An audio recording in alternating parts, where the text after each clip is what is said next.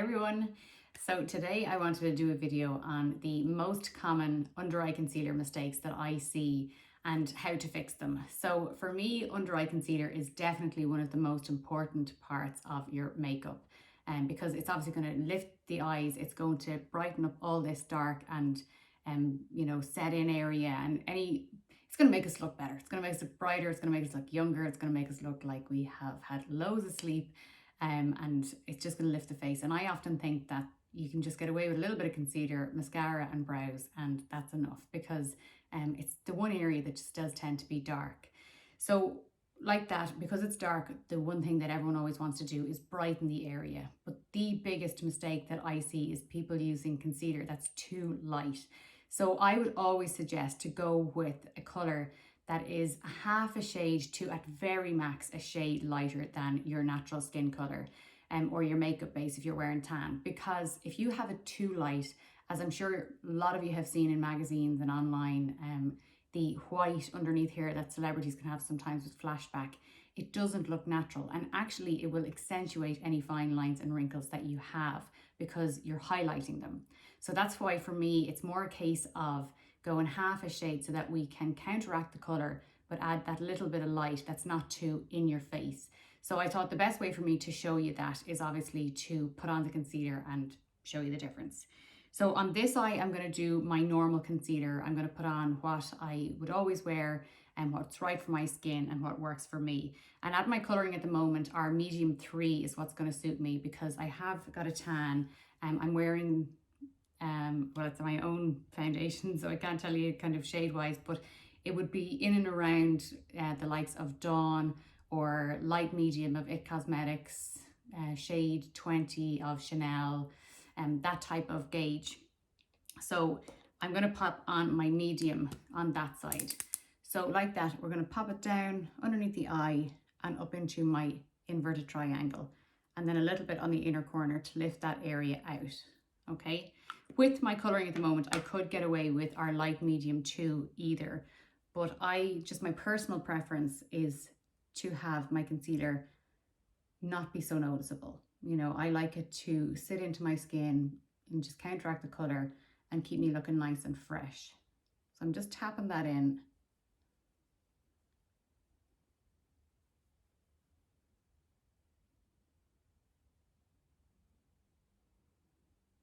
So just keep tapping away till you're happy. Now, because our concealer is a self-setting concealer, another thing I come across is that you might not tap it in enough and then it might move on you. So what you really want to do is just push it in until you can't see the product on your skin anymore. When you get to that point, you know that it's set, and then you won't have to touch it. Because again, if you go in with powder on the eyes now, what can happen is the powder will pool into any excess concealer, and then it's going to sit into your lines and wrinkles, and again it's going to accentuate them, and it's going to make the area look dry. So I'm always trying with cosmetics to make the skin look as healthy as possible with the most minimal amount of product as possible, because the less we use, the less chance it has of moving or caking or sitting into creases. So we want to make it that we have this lovely hydrated look, but without loads of powder or without setting it. And as you can see there now, all the colour has taken away from where my eye looks like it's lifted up a little bit, and I've cancelled out the colour. So obviously we've no colour on our face at all yet, but we've got a lift. It's all natural. You can't see where one starts and one finishes. Now on the other side, I'm going to use our light concealer, which is for anybody who is really pale, doesn't wear tan, and just has a really, really fair complexion. So I'm going to pop this on. Already you can see how much lighter it is than my own skin tone, and then onto the eye area. So at this point, I know already, I'm going to have to do a lot of blending to try and get this to work. So I'm going to tap it in all underneath my eye.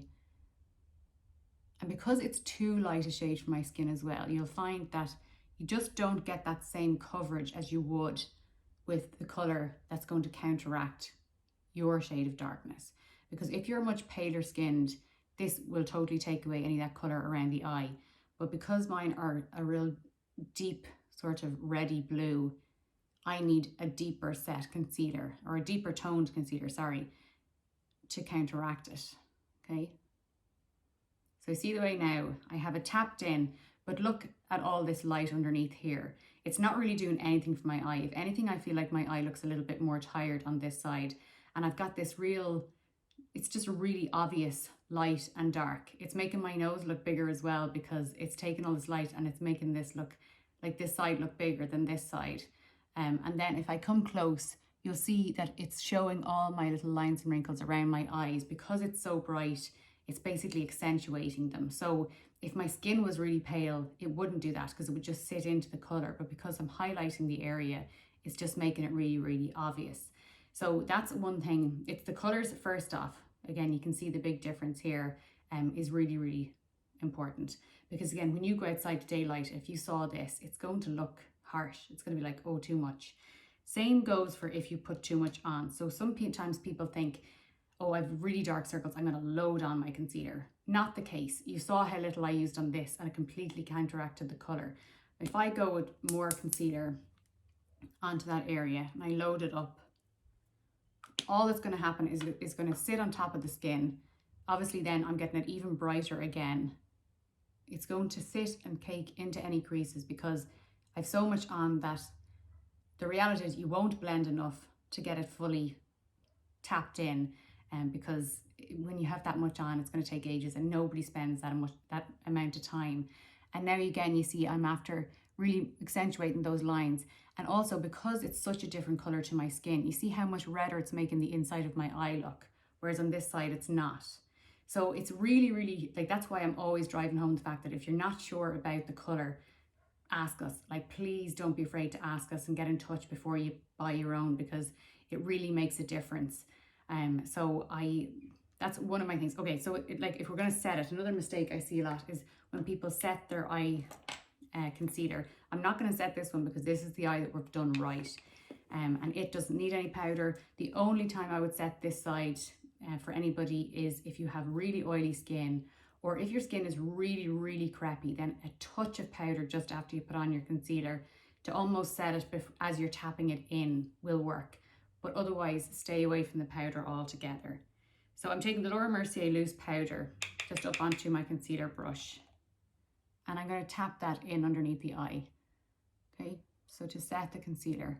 So again, what I'm doing is I'm setting this light area. So now it's really sitting out. But again, when I set it, I'm making it look drier. So because I've accentuated the lines, one off because I'm wearing a concealer that's too light for me, and two, now I've put powder over it, I'm just making these areas look even worse because they're going dry on me because I have too much product on and it's too light and it just doesn't need the powder. Because remember, around the eye area is totally different than the rest of your face. So it does tend to be drier and more dehydrated, and especially as we get older, it gets more dehydrated. So it's trying to kind of reverse the thinking that we had before of all these steps and just bring it back, like bring it back to minimal. And then you will get so much more from your products. They will last you so much longer, and you'll just find that you look fresher. People will start telling you, God, you look great, you know, and it's only from these tiny little changes. So I do hope that was helpful. Oh, the other thing actually I forgot to say was the applicator. So I always use my concealer brush. And again, the reason for this with our concealer is because the consistency is really light but really highly pigmented. But because it's light, if you use your finger or a sponge to rub it, you're going to rub away the coverage. Because it's light, it doesn't need to be warmed. Something that's thicker, like the Charlotte Tilbury concealer or the Clarins concealer, will need to be warmed in the hand and then put on. But ours isn't thick. The whole purpose of it is to be light and hydrating and to have the coverage. So you're best to just always tap it in, never rub it. And because also as well, I know I'm going on now, but if you rub the skin every day, if you can imagine like doing this every day underneath your eye, the skin is really thin and delicate in there, you're going to damage it over time. So we don't want to end up with crepey skin or damaged skin around the eyes. We're trying to keep being nice and light and be as kind to it as possible. So, you know, just little tapping motions is all you need. And then the very last thing I'll say is if you have really dry skin and really dry eyes, always put on a little bit of eye cream or your moisturizer before applying your makeup so that you have a nice hydrated base, and then go in. Stay away from eye primers, you don't need them. But I hope that was helpful, and I will chat to you soon.